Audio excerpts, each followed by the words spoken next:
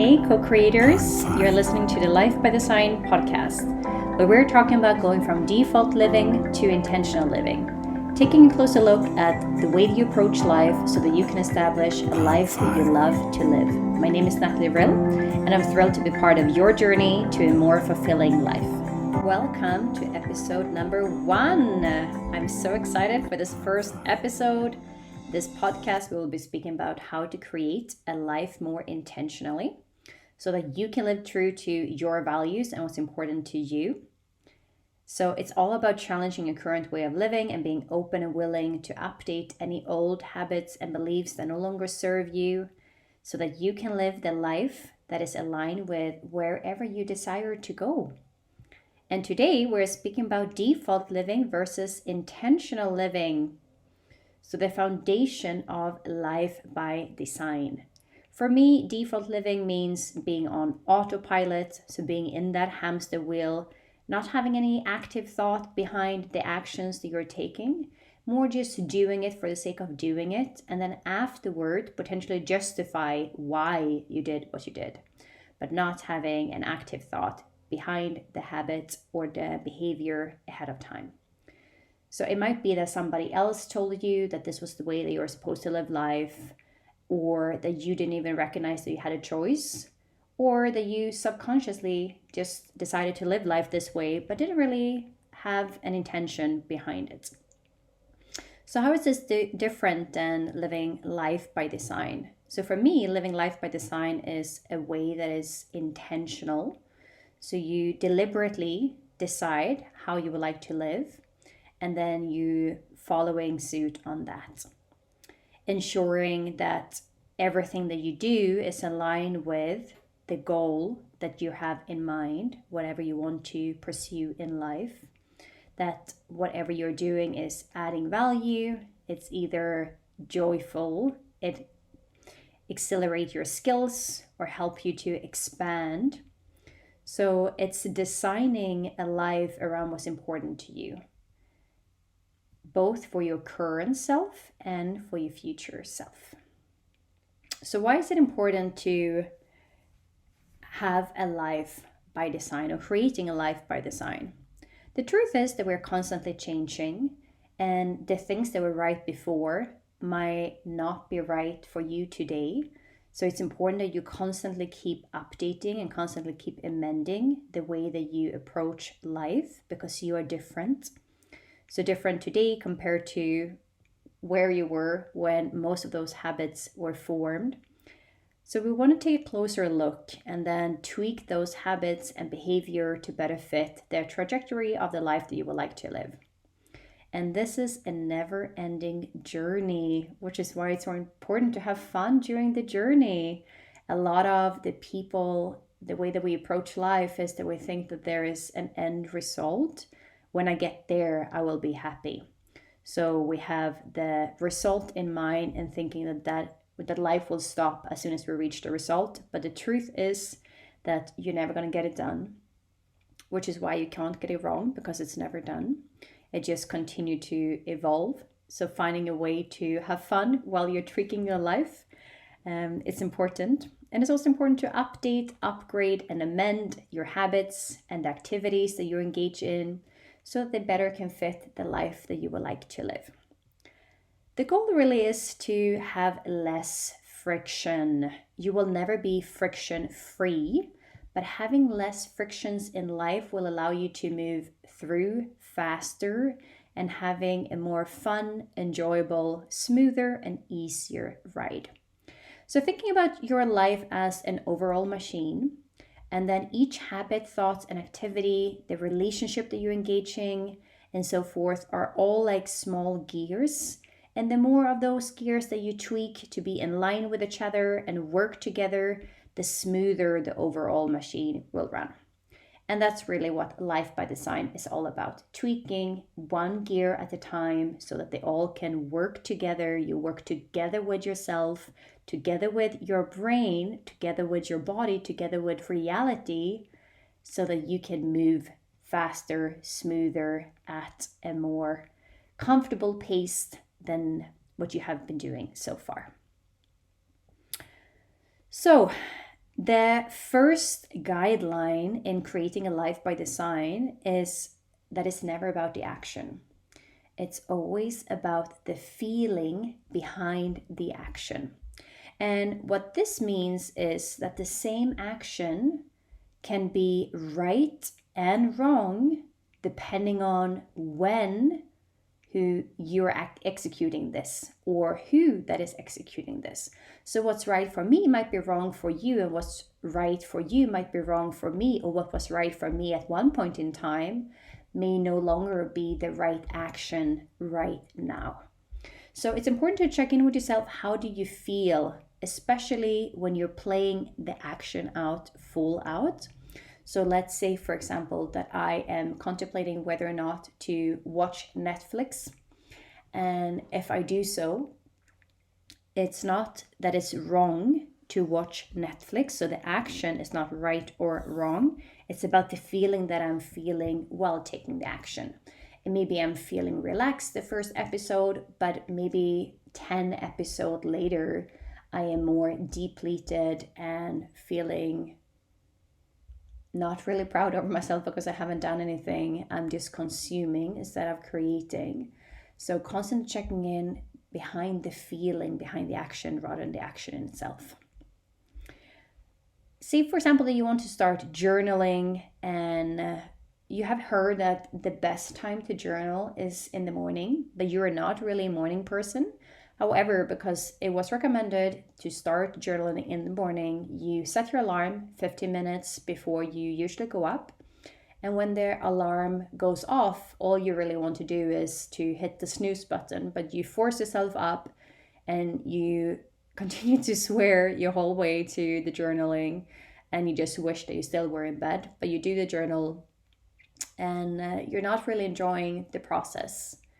So here again, it's never about the action of journaling or not journaling, but life by design is really about tapping into your own inner guidance system, which is your emotions, rather than letting the exterior world guide you in terms of how to live your life. I strongly believe that you have all the wisdom that you need inside of you, and when you start to listen to your heart, instead of other people's rules on how life is supposed to be lived, then you will have a happier, healthier, and wealthier life and just having more fun. So it's about recognizing what is right for you right now and not what's right for someone else or what someone else might think is right for you. But only you can know how it feels in your body, hence you will be the best guide for you. And this is why it's so important that you tune into your emotional guidance system, that built-in navigation that you have, your inner compass. And a lot of the experts, and I'll do this in quotation marks here, the personal development expert, they are drawn to guide you on all your actions. They have a long list, what's considered as the right or the wrong behavior, and it's important that you're following all the right behavior in order to reach success in life. And this can be very complicated to be human, to follow these lists of rightness and wrongness.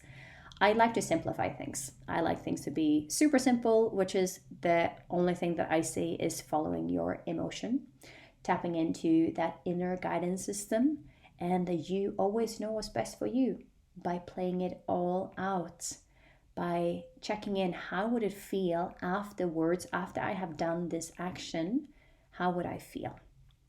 So it's about being true to your own feeling. It's about tuning in inwards. It's about asking yourself, how would I feel once this is done?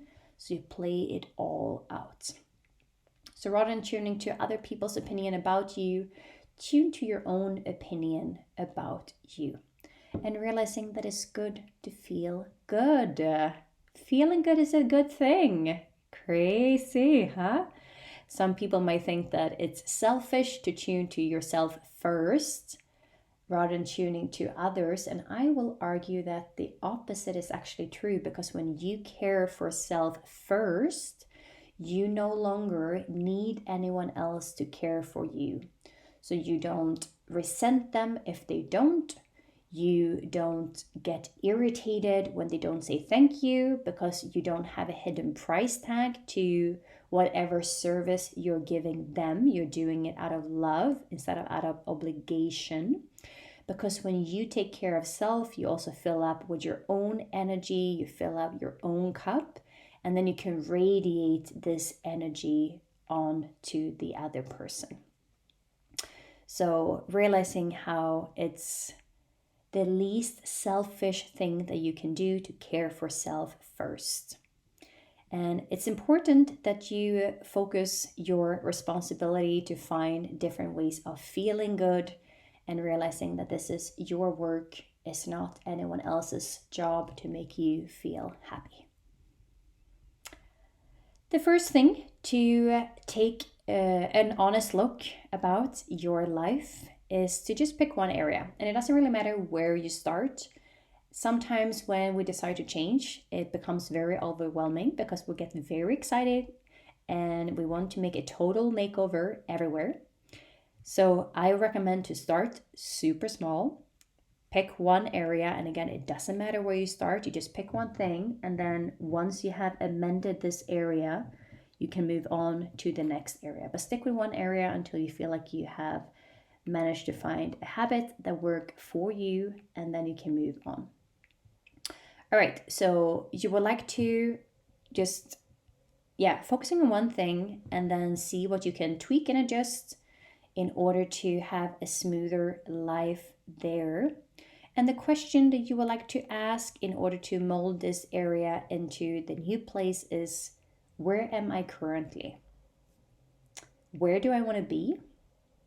Where do I stand in relationship to my desire?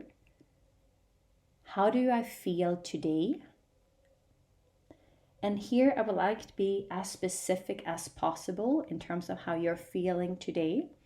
And if it's anything that is below good, be open to change. Remember that it's good to feel good, and you came here to feel good. The purpose of life is joy. We'll speak more about that in another episode. Why have you not yet managed to get what you want? So be specific in terms of what you feel is standing in your way today in order for you to create that result that you want. And then a few questions in order for change. The first question is, if I had a magic wand, how would this situation be different? And again, be specific here. How would I like to feel? Write down all the different feelings. And what is in my control to change? So let's say, for example, that you would like to be in a relationship, but currently you're single. So we're starting with taking stock where you're currently at. So I'm single, I want to have a partner. I have been going on some dates, but nothing really interesting had popped up yet. I'm feeling pretty hopeless about it. I'm not sure what I'm looking for is out there. Maybe I should just start lowering my expectations and setting for less. To be honest, I don't have much time or energy to go on dates. There are not really any interesting people that are single where I live. No one is interested in pursuing a long-term relationship anyway. So this would be a list of limiting beliefs, and we will come back to them later. And then we now want to know where you would like to go. So what is the goal of the change? So remember that magic wand. So if I had a magic wand, I would like to be in a relationship.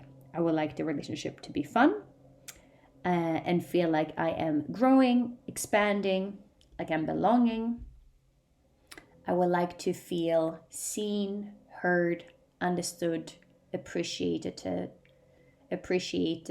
and valued.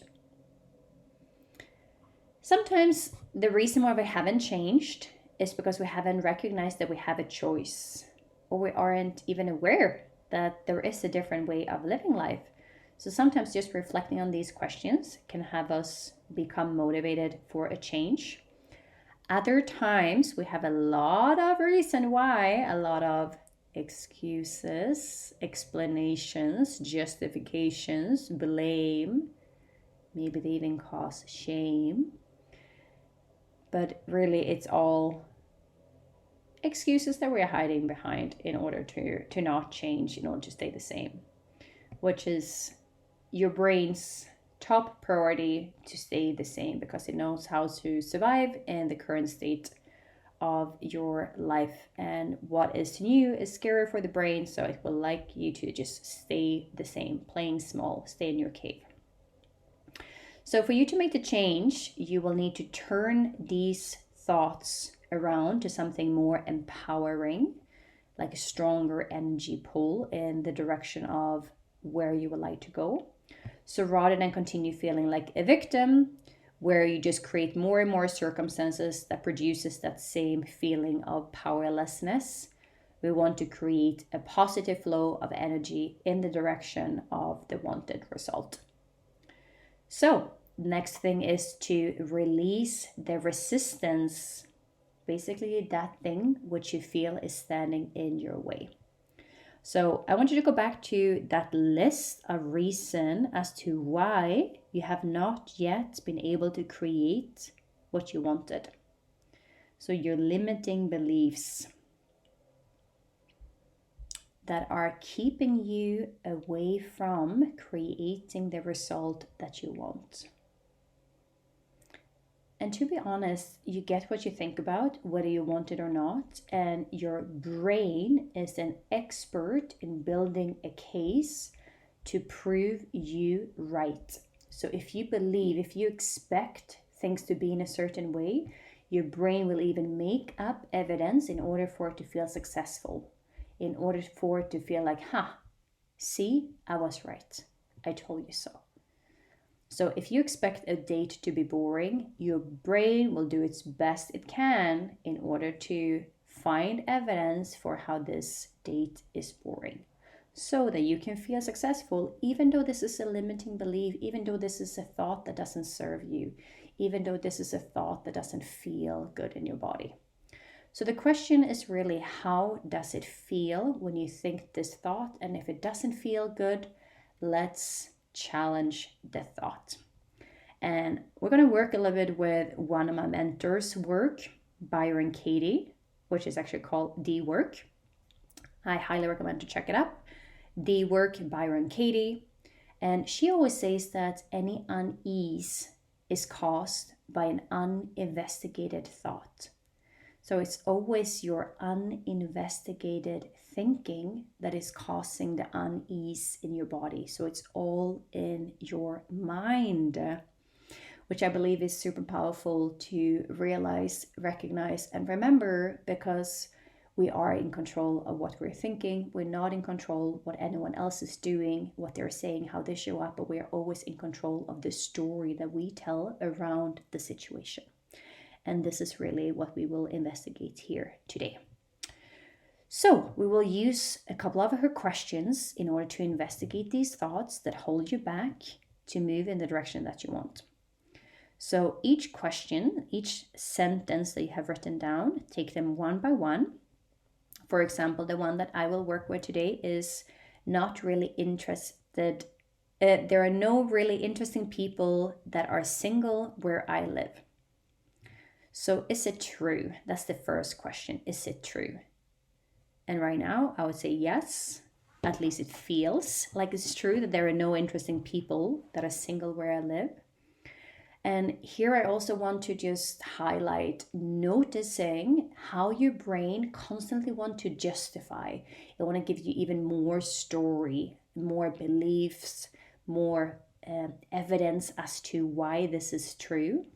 And the answer to this question is a one syllabus answer. It's a yes or a no answer without any extra story. So the moment you feel like you need to justify, that is the ego speaking, the brain serving up with more and more evidence in order to build the case, because it doesn't want to be disclosed.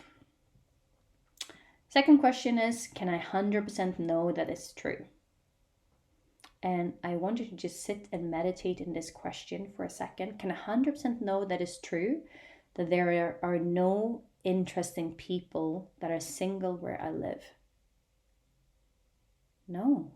No, I can't know that is 100% true. Third question, how do I react when I believe that thought? How do I react when I believe that there are no interesting people that are single where I live and I'm single and I want to meet someone?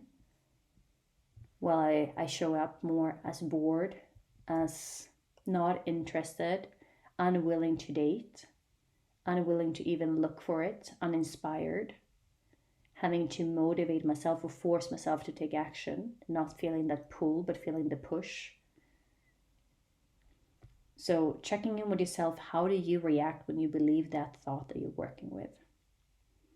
And who would you be in the situation without that thought? If I were not able to think, there are no interesting people that are single where I live. If I couldn't think that thought, who would I be? I would just be a person who is checking out the market, putting myself out there, being open to meet, being open to go on dates. Yeah, who would you be without that thought? And then see if you can realize and if you can see this, that it's just the way that you're thinking is just a thought that is causing the reaction in your body. So it's not the situation as per se, it's not the people in the city that you live in that's causing the feeling in your body, but it's your thoughts, your thinking around the people that are single in the city that you live in. So in order to release the resistance, I would like us to turn each thought around and then find evidence for how the turnaround is equally true or truer than the original statement. So for example, there are no interesting people that are single where I live. If I turn this around, there are interesting people that are single where I live. How is this one true? Well, I have only met a fraction of the people, and I have met interesting people where I live before, and it's likely that there are interesting people that are single that I just haven't met yet. Another turnaround is I am not interesting to the people that are single where I live when I have this belief. Yeah. When I'm believing that there are no interesting singles, I don't become so interesting because I disengage. I show up with little to no interest. Hence, I become less interesting. So I become like what I am fearing the most, not meeting interesting singles. I become that which I don't want. My thinking is not interesting, or my thinking is making the single people where I live not interesting. Yeah, I can see it now. That is the storytelling about the single people where I live that creates this daunting feeling. It's not the singles themselves, but it's my thinking, my story, my beliefs around them that creates the feeling inside of my body. So in order for me to feel more excited, I need to have a better story, to upgrade my story. Because your feelings are created by the way you're thinking. And your feelings fuels your action, so they either inspire you to take action or demotivate you and have you to stay stuck. And your actions create the result. So in order to get a new result, you first need to figure out how to tell a better story. So how to unblock yourself and be able to move in the direction of your desire. So practical tips for today in terms of how to apply this learning is start small, pick one area, doesn't matter where you start. Just pick one area in your life. And then what's important is that you start. Determine where you stand today, determine where you want to go, determine what changes for you that are needed in order to go there, and why you haven't gone yet. So investigate your thinking around it using those 4 questions. Is it true? Can I 100% know that it's true? How do I react when I believe this thought, and who would I be without the thought? And then work around the turnarounds, find new way of seeing the same thing, and finding evidence for why the turnarounds are equally true or truer than the original statement. And remember that it's a never-ending journey to creating a life by design.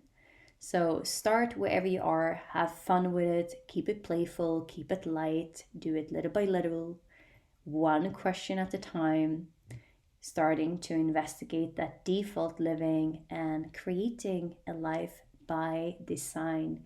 So making intentional choices that will serve you in the long run, so that you can allow yourself to create a fun and exciting life where you feel at home, at ease, and proud over living the life that you're living.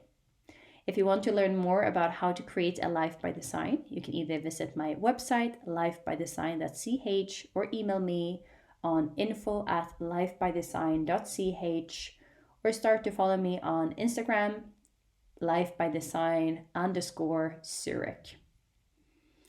All of the things that I'm teaching you here are things that you intuitively know, but maybe have forgotten, or maybe you have been trained to overwrite them. The personal development journey can be done all by yourself, just like you can transform your body alone. But from my experience, it's more fun, easier, and a less bumpy ride when you do it together with someone else who have already walked the path before, who can guide you along the ride as you are on your journey.